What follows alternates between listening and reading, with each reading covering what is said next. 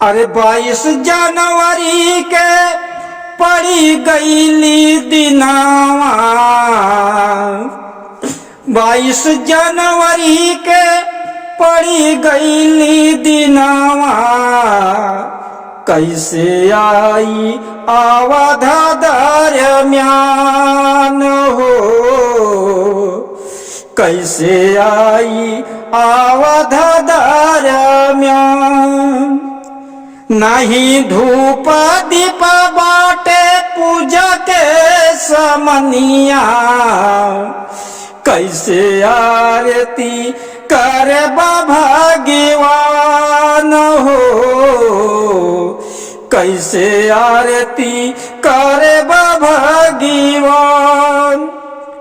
बड़े रे दिनवास आस हम लगवले, बड़े रे दिनवास आस हम लगवले।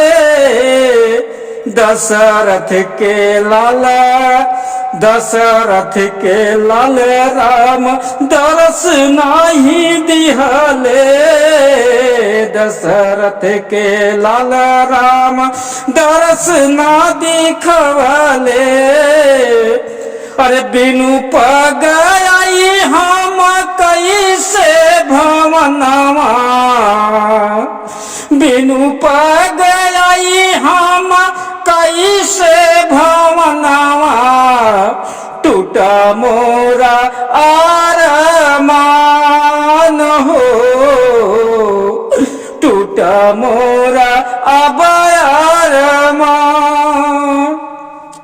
अवध के छवि छटा बरनी न जाई, अवध के छवि छटा बरनी न जाई।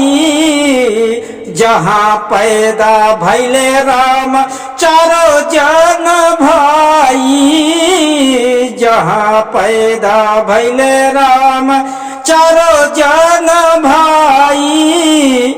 भरताई लक्ष्मण शत्रुघ्न वीरनवा, भरत लक्ष्मण शत्रुघ्न वीरनवा।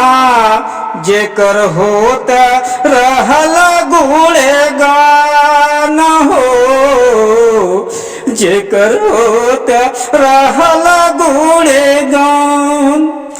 देश विदेश से सब भक्त गण अइले, देश विदेश से सब भक्त गण अइले।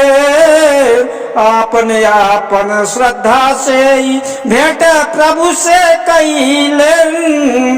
अरे जलावा, अरे जलावा ढुरकाई देखत बाटे नयनवा, जलावाई ढुरकावत बाटे नयनवा।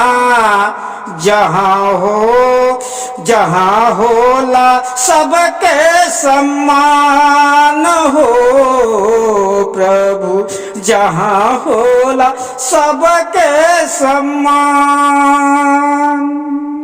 जय श्री राम।